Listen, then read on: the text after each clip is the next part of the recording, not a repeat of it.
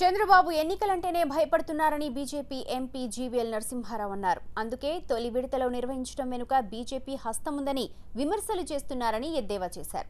BJP అభ్యర్థుల జాబితా ప్రకటించడం ఆలస్యమైన చాలా స్థానాల్లో గెలుపు సాధిస్తామన్న ధీమా ఉందంటున్న జీవీఎల్ నరసింహారావుతో మా ప్రతినిధి Karthik face to face. BJP కుట్ర ఉందంటూ టీడీపీ నేతలు పెద్ద ఎత్తున విమర్శలు చేస్తున్నారు. ఈ అంశానికి సంబంధించి ప్రస్తుతం మనతో మాట్లాడేందుకు బీజేపీ రాజ్యసభ సభ్యుడు జీవీఎల్ మనతో ఉన్నారు. సార్, మొదటి దశ ఎన్నికల్లో మీ కుట్ర ఉంది, అందుకే 7వ దశలో 8వ దశలో రావాల్సిన ఎన్నికలు మొదటి దశలో వచ్చినాయని టీడీపీ నేతలు చెప్తున్నారు. ఎలా చూస్తారు? పరీక్షలో ఫెయిల్ అవుతామని ముందుగా తెలిసిన వాళ్ళు ఇట్లాంటి తప్పుడు మాట్లాడతారు. ఫిజిక్స్ ఆఖరిగా ఉంటే నేనేదో పొడి చేసేవాడిని అని, 4 రోజుల ముందు వచ్చి సోమవారం పరీక్ష ఉంటే బాగా రాసేవాడిని అని, ఇట్లా సంవత్సరం మొత్తం బడెగ్గొట్టి పరీక్షలకు చదవకుండా సినిమాలు చూడటానికి వెళ్ళి తప్పుడు పనులు చేసేవాళ్ళు ఇటువంటి తప్పుడు వ్యాఖ్యలు చేస్తుంటారు. ఎన్నికలు ఎలాగో 5 సంవత్సరాల్లో వస్తాయని అందరికీ తెలుసు.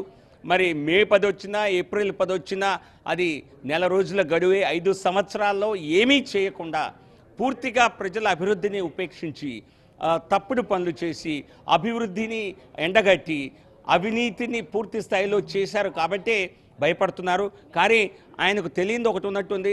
మే 23 వరకు ఆయన ముఖ్యమంత్రిగానే కొనసాగుతారు.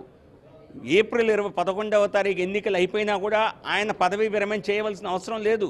సో కాబట్టి మే 23 వరకు కొనసాగచ్చు, అవకాశం లేదు. సో కాబట్టి ఉన్న 4 రోజుల్లోనే మీరు ముఖ్యమంత్రిగా ఉంటారు కాబట్టి ఎటువంటి భయాందోళనకు గురి కావద్దు. జనరల్గా బ్లడ్ ప్రెషర్ కూడా ఆయనకి మామూలుగానే ఈ టైంలో పెరుగుతుంది. సో ఏప్రిల్ 11 తర్వాత కొంచెం ఆరోగ్యాన్ని జాగ్రత్తగా చూసుకోండి. ఆరోగ్యమే మహాభాగ్యం, అధికారం ఎలాగూ చేతిలో ఉండబోదు. అన్ని రాజకీయ పార్టీలు వేగంగా అభ్యర్థులను ఎంపిక చేస్తున్నాయి. కసరత్తు చేసి చివరి దశకు మే 16వ తేదీన అభ్యర్థులను ప్రకటించే పరిస్థితిలో ఉంది.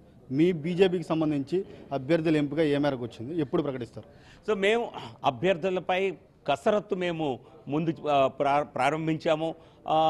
కాకపోతే వచ్చే 3 రోజుల్లో దాదాపుగా అన్ని స్థానాల్లో మా అభ్యర్థులు ఎవరుంటారు అన్న దానిపైన ఒక కసరత్తు చేసి మా కేంద్ర నాయకత్వం ముందుకి తీసుకువెళ్ళే ప్రయత్నంలో ఉన్నాము. మా కేంద్రంలో సెంట్రల్ ఎలక్షన్ కమిటీ ఉన్నది.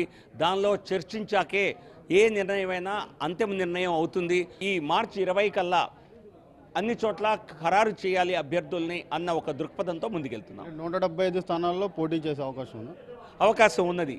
కొద్ది స్థానాల్లో మాకు అస్సలు అవకాశం లేదనుకుంటే చేయకపోయినా ఆశ్చర్యం లేదు. ఇది కూడా చర్చలో భాగమే.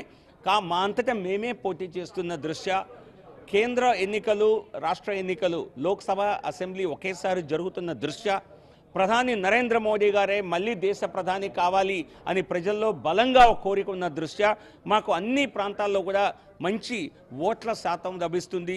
విజయావకాశాలు కూడా అనేక నియోజకవర్గాల్లో ఉంటాయని భావిస్తున్నాం. ఆ దశలోనే ఆ దిశగానే ప్రయత్నిస్తున్నాం. గత ఎన్నికల్లో పోటీ చేసిన అభ్యర్థులు వేరే పార్టీలో చేరడం జరిగింది. ఈసారి పోటీ చేసే అభ్యర్థులు గత ఎన్నికల్లో పోటీ చేసిన వాళ్ళు ఉండే అవకాశం ఉంది. అంటే ఖమ్మంపాటి హరిబాబు తిరిగి పోటీ చేసే అవకాశం లేదని ఒక ప్రచారం జరుగుతుంది. ఇందులో వాస్తవం ఉందా?